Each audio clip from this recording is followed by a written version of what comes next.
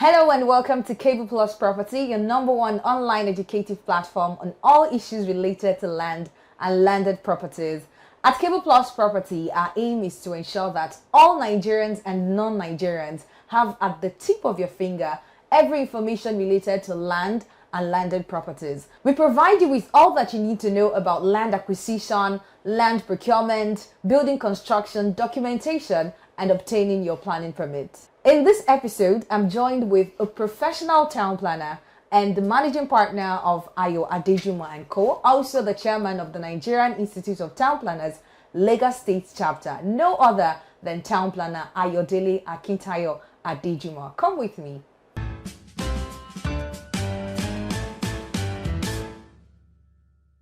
How relevant is materials testing to building collapse in Lagos State? You see, building collapse is becoming a general thing in Lagos now. Almost everyday occurrence, every week occurrence, or every month occurrence. There are a lot of factors responsible for that. As a human being, we have a body. We have the eyes, we have the ears, we have the mouth, we have our hands, we have our legs. Every part has its function. I want to give kudos to the Lagos State government for initiating that agency, for creating that agency. Material testing laboratory, and they have actually been doing a wonderful job. They are very important to contribute to reducing building collapse in Lagos State. They have a very important role to play in the sense that they are supposed to be in charge of monitoring the quality of materials that are used in building construction in Lagos State. And so they have the right to go to a site, whether by invitation or either by their own initiative, to visit a site and test the building materials that they are using on that site. So it is one of the ways that government uses to ensure that good and quality materials are used, because one of the causes of building collapse is poor building material that are used. So that is the reason why government makes sure that this agency goes around the city or the state to ensure that building correct and right building materials, quality building materials are used, so that we can prevent building collapse in the state. So if this is observed, if the materials are tested, would you say that it would help to reduce? Yes. Like I told you that one of the factors of building collapse is poor quality material that are used. So once they go there and they discover that poor materials are used and they stop them, so instead of allowing them to use that or those poor quality building materials, so once they stop them, that means that material, those materials cannot be used to build. Because if they have been used, it may lead to collapse of that building. And so once they have done the right thing, the agency has done the right thing, then they will have nipped in the bud. So another thing that I also want to use this opportunity to say is that that agency should work closely with Standard Organization of Nigeria and probably the customs, because some of these materials that come in from abroad, they need to be properly checked, assessed, and monitored, and see that they fit in and they are good for construction in Nigeria. Yeah, but that is very important, because the Standard Organization of Nigeria is in charge of ensuring that quality of products that are coming into them working together with the organization, that's the material testing laboratory, then it's going to be a perfect work, I believe. I can guarantee that. So why is site inspection necessary before the preparation of any plan or granting of the planning permit? It is very key.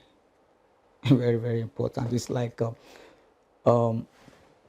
when a patient is brought to the hospital, the doctor cannot just, ethically, the doctor cannot just quickly say, go and do this, go and buy this.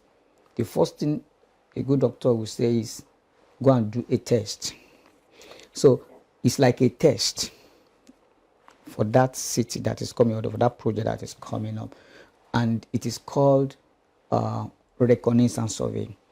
So when you do site inspection, it's not only about that particular site of the part of the project that you are going for. When you do site inspection, which I said we call reconnaissance survey, you take into cognizance the town planner or the professional that goes to site for that site inspection needs to take a lot of things into cognizance during that site inspection. And of course, that physical visit to the site will provide him a lot of information, coupled with what technological devices and applications can also provide. So there is also a need to see physically those things that are there. And when he goes there, it enables him, when he's doing a development plan, a layout plan, or when it's for the processing of a development permit, it provides you basic information about that site and what is happening within a particular radius of that site, that particular site. And so that will also afford the professional or the field officer or the site officer to know basically two things: the natural and the man-made elements that are there. The natural elements, water bodies, hills, mountains that are in that area. What are the man-made things that can be there?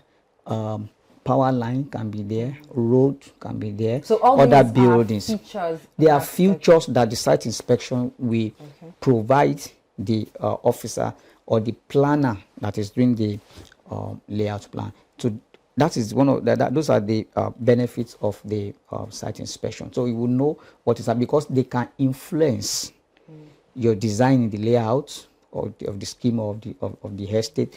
Then it can also help the agency or the appropriate authority that wants to give development permit to that particular project. So those are the things that the site inspection will provide or enable the professional or the agency to, or the authority to know. So it's very important to do site inspection. Very, very important. Now, because let me also add, because sometimes the documents that you may have may not give enough information. Let me start an example. You have a survey plan, and the survey plan says that it is 36 on the length side, it is 18 on the breadth side. You may get to site and discover that it may not be 36 meters, it may not be 18 meters, as it is presented by that document. So when you do that physical inspection, the site inspection, all these things you will be able to get and harmonize with what the paper is saying. And you have the accurate details. Yes, you have detailed information of the site. Let's take a commercial break and we'll be right back.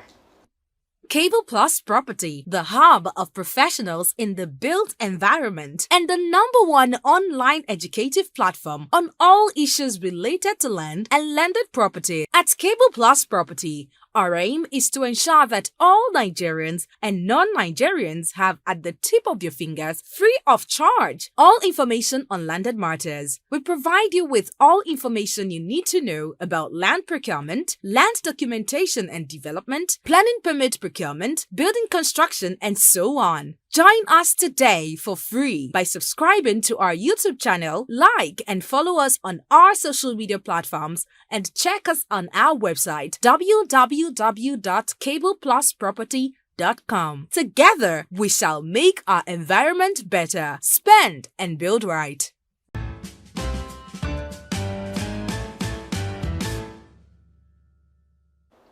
Welcome back to the program. It's still the Cable Plus Property Show. So according to the planning regulations now, what is the minimum land area required for development of non-residential buildings?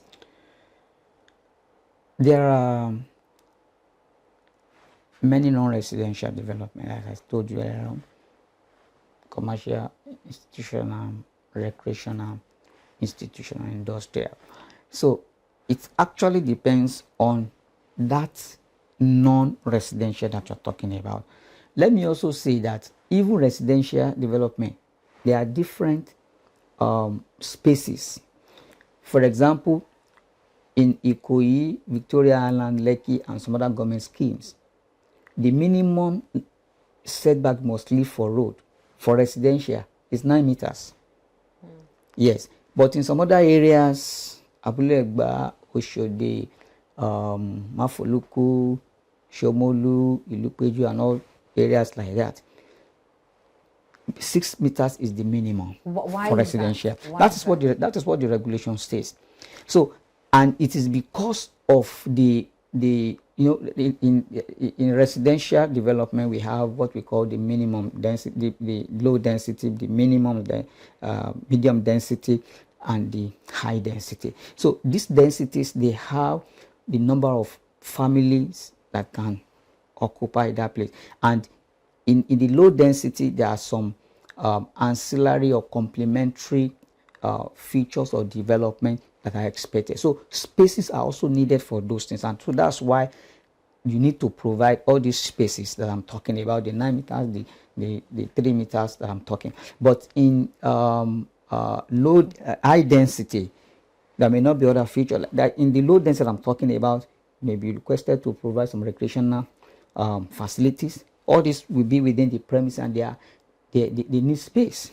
So some residential areas, these spaces also vary, and so for commercial it varies, for industrial it varies. So for a particular, for example, place of worship, which is an institutional development, the minimum land area that are required also differs depending on the level of physical development of that area. And so that's why the regulation says that in developed area, built up areas, 1,000. In developing area where you can still get more land, 2,000. So the regulation has stipulated that based on the kind of land use that you want to do. So this is the minimum, this is the maximum that you can also provide within that area. So everything about land use development, when it comes to spaces, provision, and allocation, the regulation has stipulated that. So development control is guided by regulation and law. And it all differs according to the land use, according to the type of development. Thank you for your time. So I would like you to say something about the Cable Plus property endeavor, and also give some pieces of advice. Thank you very much. Let me first do this again. Thank you for providing this platform for Nigerians of town planners, particularly Lagos State chapter, for giving us this opportunity to feature on your program. I have watched some of the past episodes of some professionals that you have brought here, and I'm so glad with what you are doing. So happy that you are giving your own little as you can give, which is big outside to the built environment in general, and to the town planning profession and practice in Lagos State. I want to commend the management for a wonderful job that you are doing, and I pray that Almighty God will continue to sustain the station and project it to the world. Thank you very much for your time. It's my pleasure. It was a pleasure talking to you. Thank you very much. Thank you very much. And that was the program with the chairman of the Lagos State chapter, Nigerian Institute of Town Planners, Town Planner Ayodele Adejumo. I trust that you enjoyed the conversation, because I did. Well, hit the subscribe button below, like the video, and share with friends, family, and colleagues. You can also head on to our Facebook page at Cable Plus Property. On Instagram, you can also follow us at Cable Plus Property. My name is Oiza, and I'll see you in the next video.